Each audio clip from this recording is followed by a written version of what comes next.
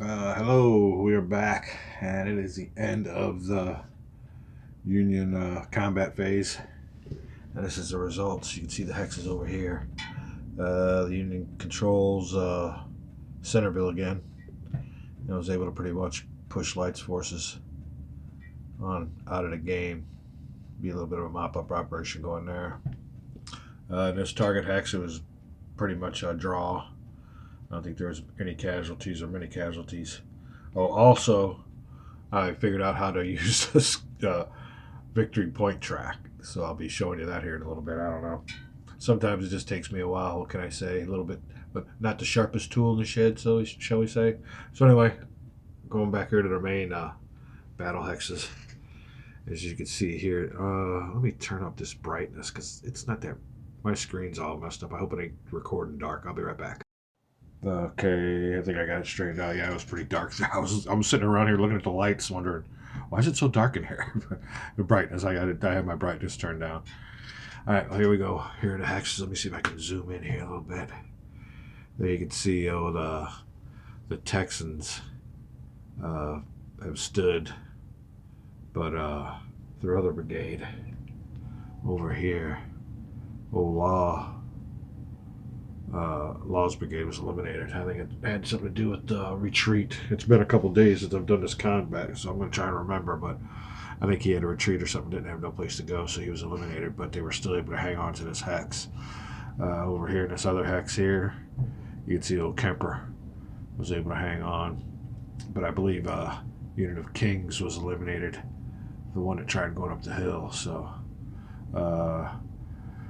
one loss for the Confederate player in Centerville, and I'd say maybe a couple nice little victories around the target hex. Now we move down here though, and you can kind of see, I'll zoom out a little bit. Let me zoom in first. You can see where the target hex has been vacated and Union forces moving in. I don't know if time's gonna be running out, but that's the situation. We got 2 more combats to get to that victory point hex, so whether it's accomplishable remains to be seen. But that's it for the drawing of the draw cups. The Union player or the Confederate player didn't use this combat. And over here with this, I figured it out. It's stupid. Times 10 is a 3, so you just put it on whatever one you're on, like a 30 point, 20 point. So as you can see here, the Union player has 30 points. Confederate player has 31 points. So close game either way. And that's after the casualties of the current combat. So that's an up-to-date victory point. Confederate players winning by 1. So anyway, that's about it. We got to go to a retreat phase. All the other good stuff, but one thing to make note of is just the Longstreet shit will be able to be used. It's automatically used on turns 16 and 17 if he wants to use it, so we'll be getting to that when we get to the beginning of the turns. But we are down to the final parts. Not many turns left. So that'll be it. Let me do some cleaning up, and we'll move on to the next phase. Be back. All right, we're coming on over here to the old retreat phase. And the key thing I want you to see here is it says all friendly units in clear terrain adjacent to an enemy unit in a clear terrain at a higher elevation immediately retreats 4 hexes. So keep that in mind. Because, and we'll zoom back out, that won't apply to any of these hexes I have over here. This is a wooded hex. This is that big berm anyway, so their zone of control doesn't even extend over here. This is another wooded hex. The only one it might apply to are Williams's units here, because this guy is in a clear hex up here. But the only thing keeping him from it is this big old berm, and the berm doesn't extend down here. Although this unit here, Williams' division's in the woods, so that negates that. So nobody will be retreating from the Union side on this turn. Let me see if the example now. If this was a clear hex, and there wasn't a Union player on this clear hex, if this was a Confederate spot, no Union player on this spot, and Union player on this spot, then he'd have to retreat 4 hexes. So I guess I just want to get out of that big old, if you can imagine this being a hill, people on top of it, you want to get out of their range, I guess, or just get clear of that hill. But since we got a bunch of trees and stuff up in there, you got a clear shot off at them anyway, so I guess that means they can stay put. After the retreat phase, we're going to go over to the sequence of play. Night phase.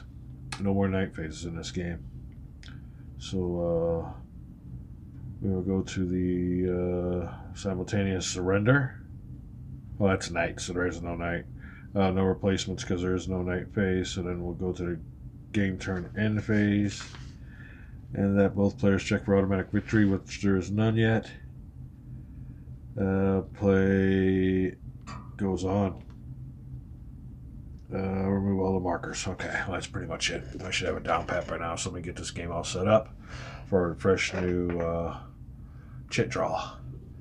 And here's what we're looking at. If anybody knows anything about the historical battle or knows the map a lot better than me, like I said, this is my first time, so you can kind of get a beginner's view of it. You know, I didn't come into this, although I had an idea what's going on. Like I said, we all know what happened in Gettysburg, but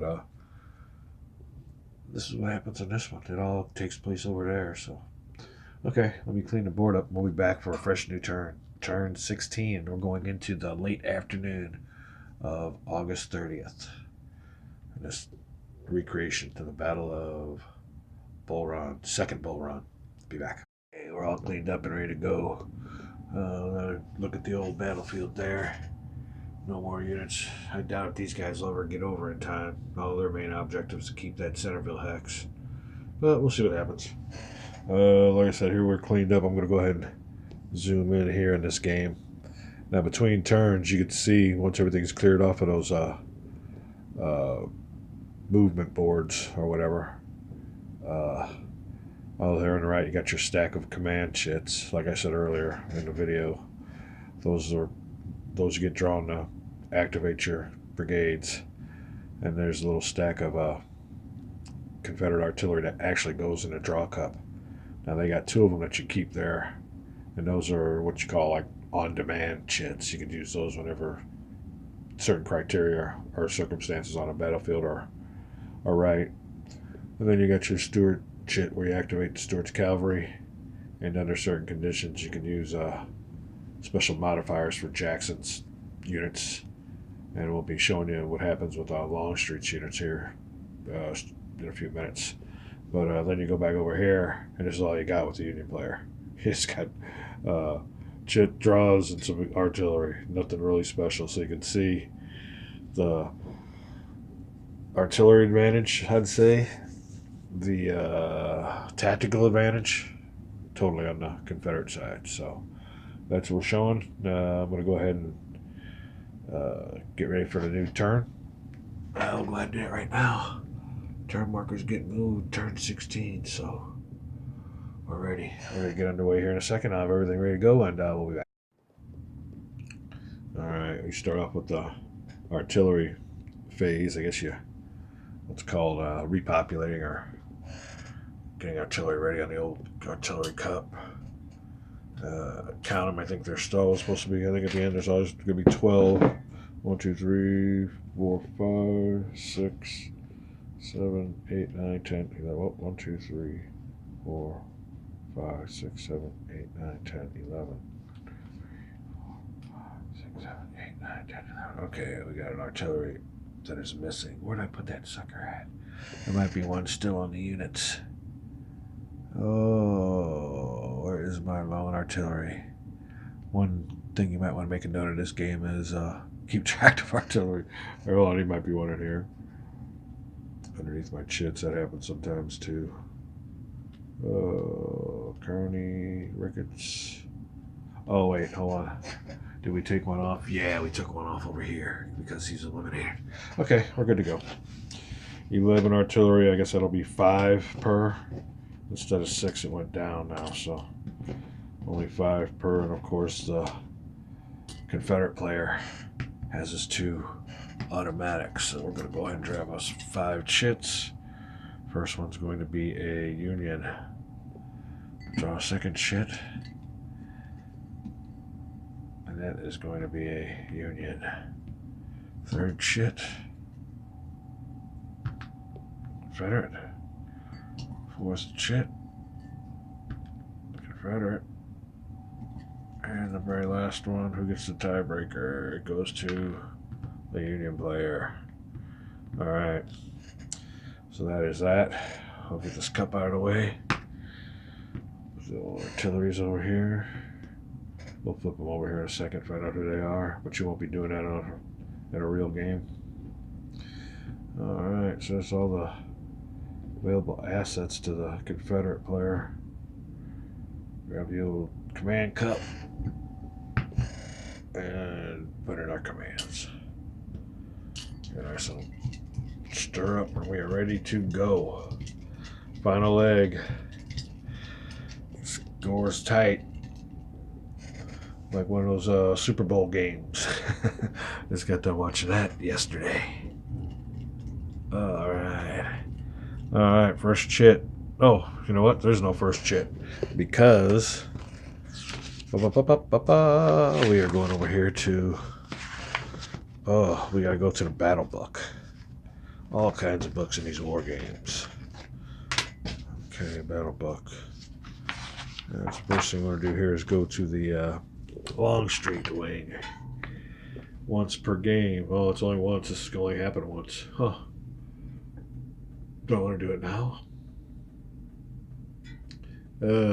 Uses the first chit to activate all formations of Longstreet's wings with a 1 die roll modifier. Automatically done on turns 16 or 17. Okay, well, let me see if I want to use old Longstreet with this special ability that gives the Confederate player an automatic first chit draw. Oh, I think they would definitely take that. What we got here? Yeah, he'll definitely go for that. Why wait for the next turn? I need it now. Or do you want to just hold off and see what happens in the next turn? Yeah, maybe we'll keep that as a... It's like choosing to receive at halftime or to punt first. So I think we're going to go ahead and save that and see how things look at the end. And we can maybe save the game or make something go on. So Confederate player's going to hold off on the... Oh, shit. On the old Longstreet chit pull. So instead of grabbing this chit and putting it over there, I'm going to make a chit draw. So we're going to see what happens here. Getting close. Things could change any minute, man. Old Union player. Oh, as a matter of fact, if I draw this chit, I need to grab the marker off of here. There you go. These are the Union assets. These are all the Confederate assets. A little lopsided. All right. Let's see what we got going on here. First chit. Gonna be a Union player. And it is 9th Corps. Alright. They're gonna roll -4, which equals 6 movement points. Alright. 9th Corps boys. Are these guys? Nope, they're not back there. They're up here. Oh, they're involved in the battle a little bit. Okay, we'll get their chance to move, put on some pressure. Time to attack that freaking, get close to that. We're only 1 hex away from that victory hex, so these are the chess moves that decide the game. We'll be back. Alright, this 9th Corps moves. Let me go ahead and see if I can zoom in here. That one unit in the woods up here, he's the one that pulled out off the hill. Came on through, he can't enter another zone of control, so he's just got to stay there and just get in position for next turn's final movement. That's pretty much it. These guys come on up maybe for a little bit, throw a little bit of factors, attack factors on there, but that's about all. We're waiting for his hooker. His forces need to get in here and get some attacks going on. We need to get some factors against these guys. This hex here mostly. I don't know about old Taliaferro. He's going to be tough to move, so that's what we do with that. Well, those brigades. Let's see what goes on over here. If I find a good time to attack, I would, but I think I need to move forces in as soon as that opportunity presents itself. We'll order an attack. 3rd Corps. Find out where they're at. Oh, we got their 3rd Corps. Oh, well, that's 2nd Corps. Oh, yeah, 2nd Corps, okay. Williams' boys down here. They're engaged, so we'll find out what's going on. They might not want to move. But if they do, they will be able to move. Ain't seeing it. Oh, it's a 1. Alright. 2nd Corps. Back to their usual ways, not wanting to move. Nobody in the Union wants to. It's a 4. So they can move 4. You'd have to get out of there though and make a run somewhere. Let me see. 1, 2, 3, 4. We'll put him in position to maybe wait for another attack. Or should he just fight his way on in through there? I'm going to keep him put. So these guys aren't going to move. Next chit draw. Thought about taking them out. I'll show you this one real quick. About taking them out here, up around this way. Get maybe some. But I got other units I can do that with, so we'll see about that. Oh, I drew a chin anyway, so I got to keep on going. Okay. Time's late. Okay, light. Now do I want to use the old Jackson wing? I believe I will. So I'm going to put light's chit back in the box. I will use the Jackson wing in its place. Put that over here, and we're going to roll with a +1 die roll modifier on the last Jackson unit, so that gives him a 4. What was that? 3? It was 3, modifies it to a 4, so it really don't help much. But he gets to move 8. So let's see what old Light wants to do. Can't do much, so he's a reduced unit. Let's get him out of here. 1, 2, 3, 4, 5, 6.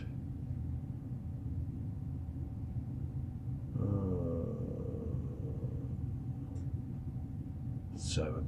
Leave him here. You can come chase me if you want. Alright, that's it for Light's movement. Let's stir these up again. Now see, I can draw the light shit again. That means he gets 2, so it's another bonus for the Confederate player. And it is a Confederate shit. And it is Light. Come on, I can't make this stuff up. Alright. Light. Rolling for Light. I can't have that luck another time. Ooh, 6. So Light gets to move 10. He might be able to contribute something to this little deal here. Okay, let's get him on the road. Go 1, 2, 3, 4, 5. I think you have to pay a terrain cost for that creek. Yeah, 1, 6, 7, 8.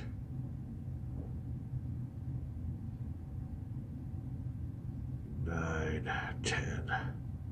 All right. Light's moving on down. Next chip pull. Oh, the Light made a lot of progress on that sucker. Thanks to Jackson's influence, I guess. All right, Union turn. Oops, Ricketts. Yeah, Ricketts. All right, Ricketts. He's a member of the Army of Virginia, 3rd Corps. Rolling with the 4. Which gives him 6 movement points. The green boys are down here. They're all within formation command, so no need to put that on. Everybody's pretty close and stuff nowadays, so that's only needed early in the game. I got a dog barking, so let me go out there and see what he wants. Probably too cold. We'll be back. All right, we've moved Ricketts. Came from this hex over here, down this way, around, and engaged. Now you can see with these 2 numbers, 2 and a 3, his training ain't too good. So these aren't really high quality units, but I'm mostly using them for that big old zone of control. This game here is a lot about zone of control, like this is any other game. I found that I'm currently playing a game of War and Peace where supply is a big part of that game, keeping those supply lines going. Fields of Despair. Just got done with the game of that. My opponent conceded because of supply lines. So, and now, as a matter of fact, we're playing another game of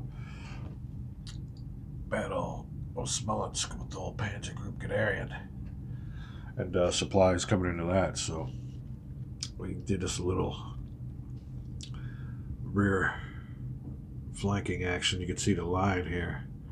It's becoming real distinguishable coming down here, and the little hook coming around. Now, that might have a lot to do with might be a little familiar with like a little round top or a Gettysburg fight, but that's what we're looking at. These guys aren't very trained, but these guys got to retreat. They might face elimination, so that's what we're doing with Ricketts, man. Ricketts is done. And the Union players to make a decision whether he wants to attack yet, but nah, I'm getting more forces in position. He ain't got no time to attack yet, so hopefully it won't come to bite me into you know what, but we'll see. Next unit to be activated in this chess match. And that's another thing about these rolling for movement points, you know. It gives every game a variant. Varies the game a lot, so you won't get the same game twice. And after all this is it's a nice map of the area.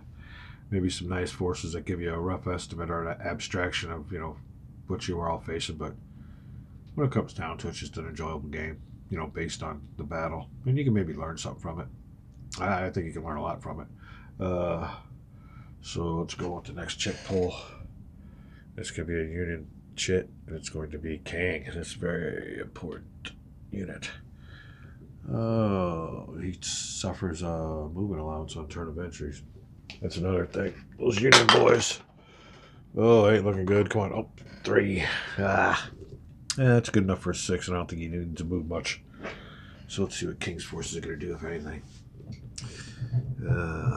Yeah. If he pulls out, he can't go nowhere. He's in a good spot there, so King's forces are going to stay put. No movement from King. Here's a chit I think I want to draw.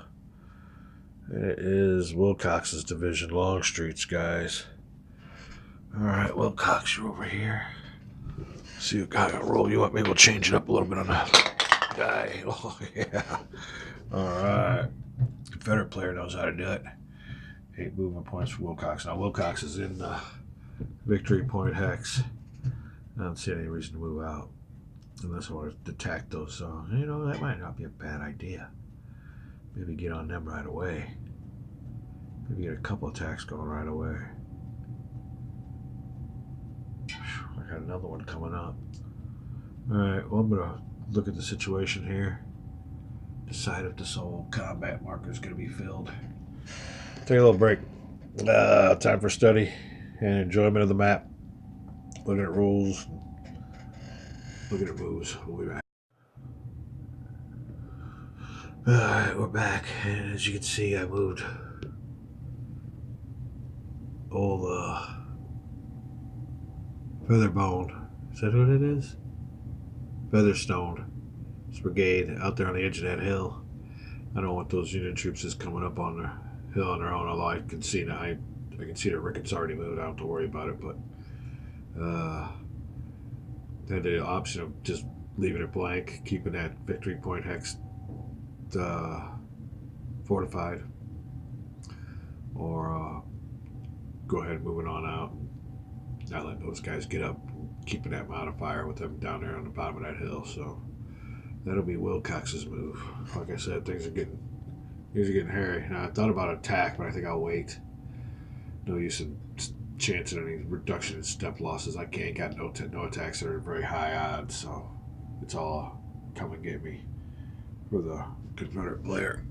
Going back for another chit draw. Like I was saying earlier, sometimes I'll take like 2 days or a day or something. Like I said, I got time to be off work, but boy, you'd be surprised how much stuff you have to do on that honeydew list and everything else. So I'll walk by the table every once in a while, sit down, just look at it, study, get up, walk away, and come back, sit down. So I've been playing in spurts. And I've been getting a lot of time. Like I said, I got 2 more games going on too now, so it makes it a little bit tight. But hey, it's gaming, so it's all fun. All right, no attack. Next chit draw, Union. And it's going to be Reynolds, so that'll help. Reynolds is a key part of the cog, although I don't think his units are very well trained. He's got a 3. Gives him 6. I don't know if he'll need all 3, all 6, but here he is. Oh, they're well trained. Yeah, Ronan's got some good troops. Just took a hit, that's all. Suffered some casualties. Let me see if this is zoomed out. Yeah. All right. We're going to decide what to do with Reynolds' brigades. Okay, we're back, and the only move for Reynolds' troops, he was up there on top of old Matthews Hill. Thought about bringing him in here and helping out with this attack here, but instead marched him through the woods. They want to attack over this berm. So they got themselves a nice little clear spot here, I think. Or is there a creek there? I can't really see. I think it's clear for an attack against old Anderson's. So that's it for Reynolds' move. No attacks yet. I still got some more troops to bring on in, so Union player has decided not to use his combat marker yet. And we'll see what's up. Next draw, Union again. Kearney. Alright. Where you at there, Kearney? What the heck is Kearney? Oh, he's got his one lone unit over here messing with Stewart. So we'll see what he wants to do. Kearney gets a 1, so he can't do much. He can move 4 if he wants. I think Kearney might just stay put. Keep that Stewart cavalry locked in. He can't go nowhere, so that's a good job for him. Alright, we're going to take a little break here. We might be back in a day, a week, month. But that's one of the good things about wargaming, especially solitaire. You can take your time, so we're going to take a little break here, a few minute break probably, and we'll be back. We're another chip pull.